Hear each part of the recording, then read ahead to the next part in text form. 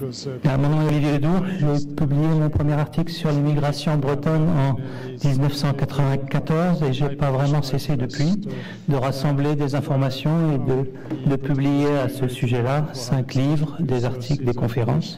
Je vais vous parler des Bretons de New York sous forme chronologique essentiellement. Je vais vous parler 20 minutes, strict. Alors avant de s'appeler New York s'appelait New Amsterdam. Elle avait été fondée par les Néerlandais comme un établissement de la Compagnie des Indes néerlandaise et puis plus largement comme une colonie de peuplement. En 1638, elle compte 400 habitants qui résident en fait au sud de Manhattan. Dans les années 1640, on y repère déjà un Rennais qui s'appelle Pierre Malenfant. C'est un militaire qui est salarié de la Compagnie néerlandaise des Indes et il est blessé lors d'une altercation avec une sentinelle de la ville. Ça donne lieu à un procès, c'est comme ça qu'on a sa trace. Dans les années 1660, on a maintenant une bourgade de 1500 à 1900 habitants. On y parle 18 langues. Les Néerlandais ne sont que 40% de la colonie européenne. Les Allemands 20%, les Anglais 15%. En 1671, donc vers la fin de l'époque néerlandaise, débarque un marin malouin venu des Pays-Bas, Christian Delorier, avec son épouse néerlandaise. Il habite dans la Smith Street en 1669. En 1683, il est son propre patron. Il est propriétaire d'un voilier. Il meurt en 1711 et il laisse une descendance à New York et à Flushing, sur Long Island. En 1664, la ville est conquise par les Anglais. L'influence néerlandaise va quand même persister assez longtemps. Ça reste une petite localité, mais en même temps, c'est un important pôle commercial. À partir de 1685, quand Louis XIV révoque l'édit de Nantes, les protestants doivent quitter le pays, la France, la Bretagne. On relève à partir des années 1690 un capitaine de marine qui s'appelle Guillaume Moyon dans la communauté huguenote de New York, parce qu'il s'établit une église, une communauté, une paroisse protestante française à New York. Alors Moyon, c'est un nom de la Brière, hein. Et la nébuleuse Guérande, le Croisic, la Roche-Bernard, est de loin, la nébuleuse protestante de ce secteur-là est de loin celle qui compte le plus de marins. Donc il y a 95% de chances que ce Moyon-là soit un breton, un protestant breton. Moyon fera baptiser ses 6 enfants dans l'église française de New York et il meurt en 1715. En 1696, on voit aussi séjourner aux environs de New York, à Staten Island, un coureur des bois, donc un trafiquant de fourrure protestant qui s'appelle Louis Poupard et qui vient de Blain et qui trafique des fourrures des deux côtés de la frontière avec la Nouvelle-France, donc le Canada français. Et il sert aussi d'informateur pour les deux côtés. C'est une espèce d'agent double qui doit se mettre à l'abri en période de guerre, donc il est loin de la frontière. Il est passé donc aux environs de New York. Alors le premier personne que vous voyez là, dont on a un portrait, il n'est pas protestant, ou il est assez fluide dans la gestion de la question religieuse, il passe d'une chapelle à l'autre. C'est un marchand qui s'appelle Jean de Lille de la Cailletterie, il est nantais, il est né en 1724 et il émigre à New York vers le début des années 1750 via l'Angleterre. Il se lance dans le commerce avec des partenaires anglais et puis après la conquête anglaise de la Nouvelle-France, il s'installera à Montréal. Alors vous voyez que pour l'instant, ce sont des individualités. On n'est pas dans les grosses masses, on n'est pas dans les grands chiffres. Pendant 2 ans, de 1755 à 57, New York aura pour gouverneur Charles Hardy, là, le beau monsieur en portrait, qui est né à Portsmouth en 1714 mais qui descend d'une famille protestante de Vitré, qui s'est réfugiée en Angleterre à la révocation de l'édit de Nantes. Alors, donc il est gouverneur pendant 2 ans, mais il s'ennuie, et donc il demande à être relevé de ses fonctions pour reprendre la mer. C'est un marin. Son frère sera gouverneur du New Jersey quelques années plus tard. Dans le courant du XVIIIe siècle, ces Bretons-là, donc ces deux-là, ne sont probablement pas les seuls. On relève des noms comme Cariot, Fréhel, Noblet, Sanson, Leguin, et il est probable que parmi eux, plusieurs soient bretons, même si je ne suis pas parvenu à établir leur lien avec la Bretagne. Pour le dénommer Jean Baudry, qui fait qui fait partie des troupes provinciales de New York en 1761. On sait qu'il est breton, il est né à Brest. C'est peut-être un marin français capturé ou un immigrant protestant tardif. La période de la guerre de 7 ans, qui verra la France perdre le Canada français, la Nouvelle-France, n'est pas du tout favorable à l'installation de Bretons à New York, évidemment. Et plus tard, pendant la guerre d'indépendance, New York va rester aux mains des loyalistes anglais. Donc c'est plus tard, après l'indépendance, que les Bretons se feront plus présents.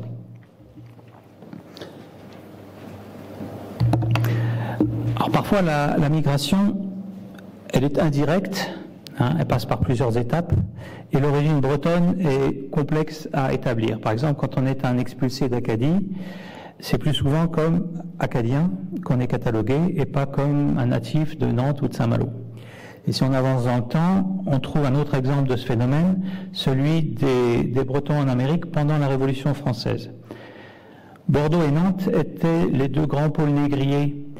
Et donc, ils ont largement contribué à peupler la partie française de Saint-Domingue, Haïti aujourd'hui.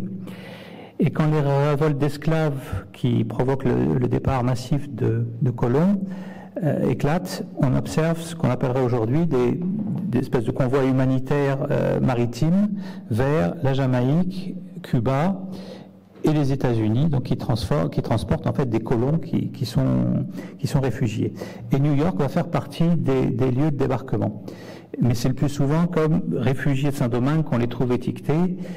Il faut donc remonter à Saint-Domingue, aux archives de Saint-Domingue, pour voir si on a affaire à une famille bretonne. Sauf s'ils s'appellent Pouliquin ou Kerbiriou, sinon c'est plus compliqué.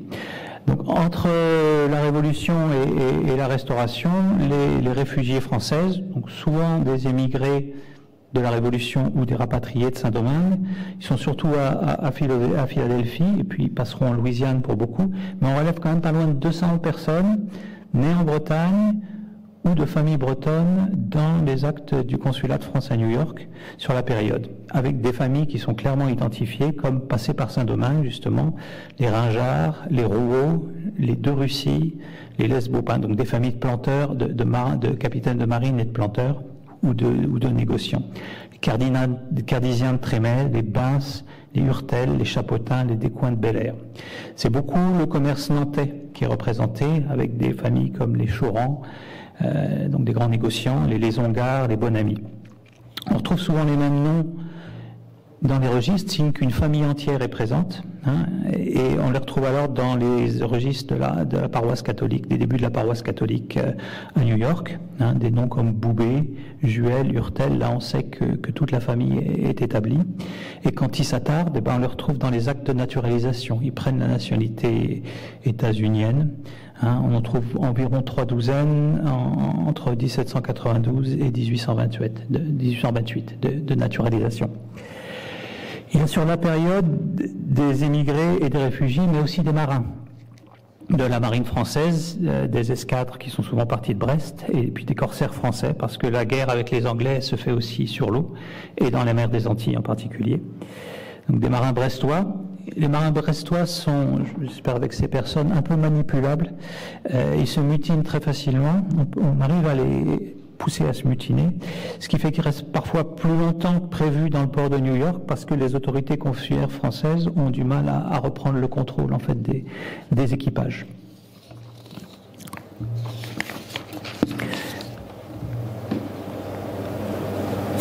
De 1821 à la guerre de sécession, dans les papiers du consulat, on relève, c'est une période plutôt de transition, on relève environ 75 personnes nées en Bretagne, ou membres de leur famille, ou portant des noms manifestement bretons, et on compte une petite trentaine pendant la période de la guerre de sécession. Après, de 1868 à 1902, ça s'emballe un peu. 230 personnes dans mes relevés, qui viennent d'un peu partout. Nantes, Rennes, Brest au premier rang, et puis avec les premières mentions dans les années 1890 pour un secteur d'origine qui va beaucoup compter ensuite. On trouve Pierre Jamette, François May et Jean-Louis Laverge de Guiscrif et Jean Japron de Roudoualex. Ce sont les indices d'un mouvement à partir de la Cornouaille morbihannaise et des montagnes noires. Entre 1892 et 1924, la station new-yorkaise de Ellis Island voit passer, selon les années, entre 75% et 90% des immigrants vers les États-Unis. C'est le point d'arrivée de presque tous les immigrants bretons. Et certains y restent quelques mois, le temps de prendre leur marque avant de tenter l'aventure plus à l'intérieur du pays. Aux États-Unis, New York, c'est la troisième destination des Bretons, après Lenoxdale dans le Massachusetts et Milltown dans le New Jersey. Et le choix dépend en fait de qui on connaît, de quel relais on a, de quelle filière en fait à laquelle filière on peut se raccrocher. Avant la Première Guerre mondiale, New York attire encore peu de Bretons du pays de Gourin, donc ce pays de la Cornouaille morbihannaise et des montagnes noires dont je vous ai parlé. Peut-être quelques unités chaque année. Par exemple, il y a un gars de Gourin qui s'appelait Mathurin-Lebas, BAS, qui est, depuis 1893, serveur à New York. Sa femme l'a rejoint. Ils élèveront leurs 3 enfants. Les plus anciens des Bretons servent de référence, de sponsor pour les immigrants de la décennie suivante. Comme ça, Mathurin-Lebas, donc, il sert de référence à Joseph Sanséo en 1902, Nicolas Léap en 1903, Corentin Jacques en 1909. Et il entame ses démarches de naturalisation en 1912. Donc il y en a quelques-uns qui restent. Ça n'est très très loin d'être la majorité, en tout cas en particulier à cette époque-là. Un autre nom, le charpentier Joseph Coléou de Roudouallec, qui est venu avec son père. Il trouve son premier emploi à New York, à l'hôpital français. Il travaillera plus tard à Milltown, chez Michelin, dans les usines de Michelin, et puis sur le chantier de l'Empire State Building. Un autre breton, Nicolas Suignard de Hanvec, est d'abord passé en 1903 par le Canada, et il manque de se noyer en travaillant sur les étendues de glace devant l'avant-port de New York. En 1912, il se marie à New York avec une fille de Kimmer, et le mariage se passe en présence de nombreux compatriotes. Donc ça veut dire qu'il y a déjà une petite communauté bretonne. Un autre exemple, les Sanséo. Les Sanséo, ils sont de Corée, et Louis Sanséo, là, c'est une immigration carrément familiale, tous les frères. Louis Sanséo rejoint en 1903 son frère Joseph, qui travaille dans un grand hôtel de New York. Leur frère Yves, qui a à peine 15 ans, se joint à eux en 1906, et puis c'est Jean en 1907. Louis Sanséo travaille 3 mois, c'est un parcours assez typique, 3 mois comme légumier, s'occupe des légumes, donc au Waldorf Astoria, où c'est un grand hôtel-restaurant où descendent des magnats de l'industrie, des rois en exil. En 1906, il est garçon de salle à l'hôtel français Lafayette Bréfort, et il écrit l'esprit mercenaires en fait des Bretons immigrants de cette époque, qui sont prêts à beaucoup de sacrifices pour se constituer un pécule et dans un pays riche avant de retourner au pays. Il écrivait: on travaillait du 1er janvier au 31 décembre sans un jour de sortie, et on faisait souvent des heures supplémentaires. Un métier très dur, plus qu'en usine, mais déjà en 1906, je gagnais en moyenne $50 par mois, alors qu'en France, un domestique mettait 2 ans pour gagner la même somme. Donc vous imaginez le décalage et donc les motivations de l'immigration économique. Alors l'immense majorité des hommes sont mobilisés pour la France en 1914, mais les migrants vont revenir, même plus nombreux, à partir de 1919 et surtout à partir de 1923, et ça va monter en puissance. Milton, donc Michelin et Lennox ne parviennent même plus en fait à répondre à la demande d'emploi des Bretons face à l'ampleur de la vague d'arrivée vers 26, 27, 28.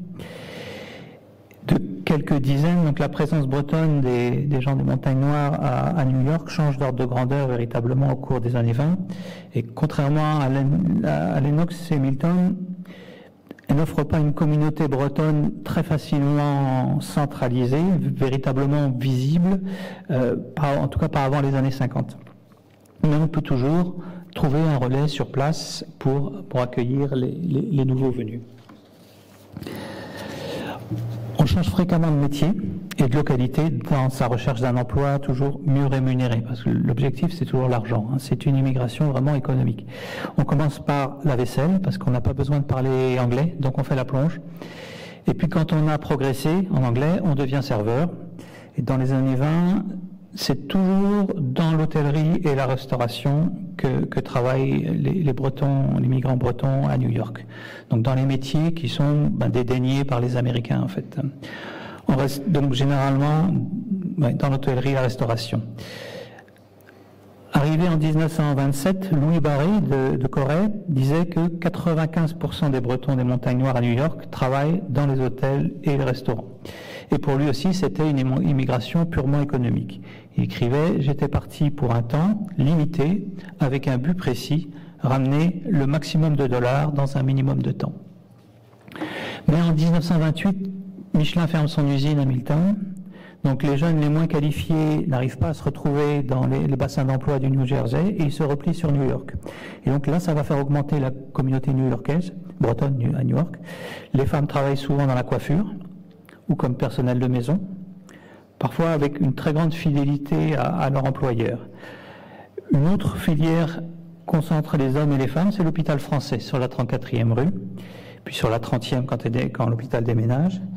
Et l'hôpital français emploie toujours plusieurs dizaines de Bretons, infirmières, élèves infirmières, portiers même, et qui sont souvent domiciliés dans les environs.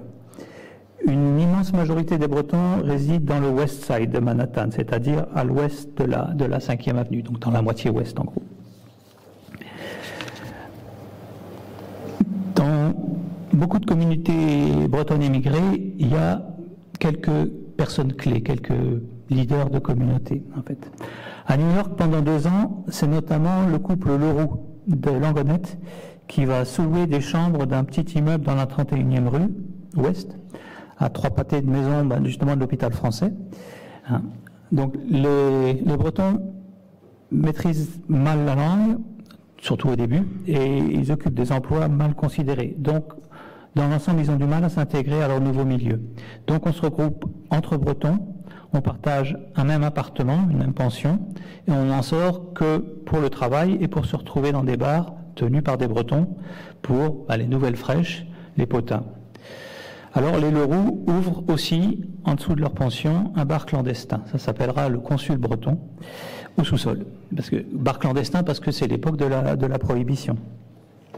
Donc, dans l'histoire des Bretons de New York, le Consul breton, c'est l'un des tout premiers établissements à offrir un refuge de la nature que recherchent les migrants bretons.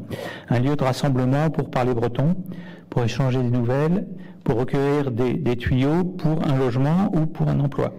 Et en plus, on peut boire un coup. Donc, c'est bientôt vers le speakeasy des Leroux qu'on se tourne en cas de nécessité. Les Leroux, par exemple, se retrouvent dépositaires des lettres qui sont destinées aux Bretons qui n'ont pas pu être distribuées parce que ils ont changé de logement.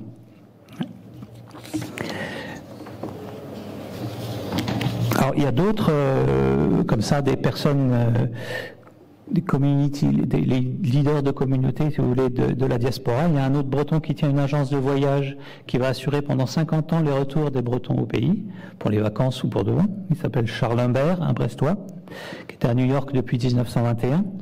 Un couple, Jean Primel Sieler de Saint-Goisec et son épouse Marie Perron de Spézet.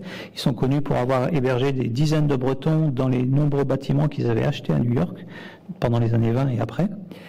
Il y avait 5 frères Lecan, des Brestois, qui ouvrent un premier garage concession automobile à New York en 1926. Yves Nédélec de Châteauneuf-du-Fou, qui dirige une affaire de construction de pavillons de bois dans laquelle il embauche des garçons du pays. Puis la crise de 29 va assécher les possibilités d'emploi et provoquer une importante vague des retours. Après-guerre, une deuxième vague d'immigration reprend à la fin des années 40 et monte en puissance surtout à partir du même foyer, la Cornouaille-Morbihannaise et les Montagnes Noires. Cette fois-ci, aux États-Unis, parce qu'on part aussi au Canada, c'est New York qui sera la destination principale. Alors cette fois, la communauté bretonne se structure. La première amicale des Bretons New York de la région est créée en 1948, qui s'appelle la Bretagne idéale. Elle organise des bals gigantesques comme ça, 3 par an, dont le bal des Agents d'Or en février qui attire plus de 2000 personnes et fait élire chaque année sa duchesse Anne. L'association possède aussi un cercle de danse, le Blumbrug. Elle organise aussi des immenses pique-niques dans le parc d'un hôtel-restaurant dans New Jersey, qui est tenu par une Bretonne, Madame Diage. À propos des femmes, une dame du Far West, Anna Lebarge, qui reste de longues années au service du couple McWilliams, qui lui est diplomate et elle est militante des droits des femmes, une suffragette. On relève aussi Anna Daniel, qui était de Corée, qui restera plus de 50 ans au service de la famille d'un avocat, la famille Hess. Elle sera longtemps une des chevilles ouvrières de l'Amicale bretonne de New York. Marie-Jeanne Kerr-Gourlay, qui est née à Corée, elle passe à New York en 1928. Elle sera un temps employée chez l'écrivain Aldous Huxley, donc celui du meilleur des mondes. L'activité est toujours très largement axée sur la restauration, avec une montée en puissance. On trouve de nombreux Bretons à la tête des restaurants. Grégoire Leclèche en comptait une trentaine au début des années 1980, entre la 50e et la 56e rue. L'immigration reste toujours largement économique. On fait du dollar, j'en ai presque fini. En 1955, Jean Pendoine de Gourin crée le Stade Breton, un des clubs sportifs les plus importants hors de France, et aussi un puissant réseau communautaire qui facilitera la recherche d'emploi et de logement aux nouveaux immigrants bretons. Une autre figure de ce petit monde, le chanteur sonneur et ébéniste Youn Bouanik, qui est émigré à New York entre 57 et 69 et qui a romancé son expérience dans un roman, La Grande Tribu. On le voit sur la photo en bas à droite avec sa cornemuse. Et pour finir, en 1965, les lois Johnson sur l'immigration ferment le robinet de l'immigration qui se réduit vraiment à un petit filet. Alors, quelques-uns qui passent encore dans le trou de souris, comme les parents de Charles Kerr-Garavat, qui est là aujourd'hui, je crois, et qui anime encore la communauté, même à distance. La vague d'immigration, en revanche, va cesser d'être entretenue. Pendant quelques décennies, la communauté bretonne peut vivre sur son acquis. L'immigration et la présence bretonne vont aussi changer de nature, avec graduellement moins de monde et peut-être un peu moins d'engagement collectif. On ne reverra plus les grands bals à 2000 personnes, mais elle se relance et connaîtra aussi ses grands moments. Les immigrants, à ce moment-là, viennent depuis de toute la Bretagne et plus seulement du pays de Gourin. Mais à partir de cette époque aussi, les registres de passeports sont plus disponibles. On n'accède pas aux listes de passagers des avions transatlantiques. Et Jean Fichen, qui tenait la dernière agence de voyage et d'immigration du pays de Roudoualec, il a brûlé ses archives en prenant sa retraite. Donc c'est devenu difficile d'estimer numériquement l'évolution de la population bretonne à New York, à moins d'accéder aux chiffres du consulat. Ça, c'est une bonne piste si ça vous intéresse. Dans les années 1980, Grégoire Leclèche estimait à 2000 la population des Bretons New York. Mais Grégoire avait tendance à voir un petit peu grand. Voilà, pour le tableau contemporain, vaut mieux maintenant céder la place à ceux qui y vivent tous les jours et vont animer la table ronde. Mais je voudrais rendre hommage quand même à une dame d'origine gourinoise, Danielle Dely, qui a été apparemment la seule victime bretonne des attentats du 11 septembre 2001. Merci.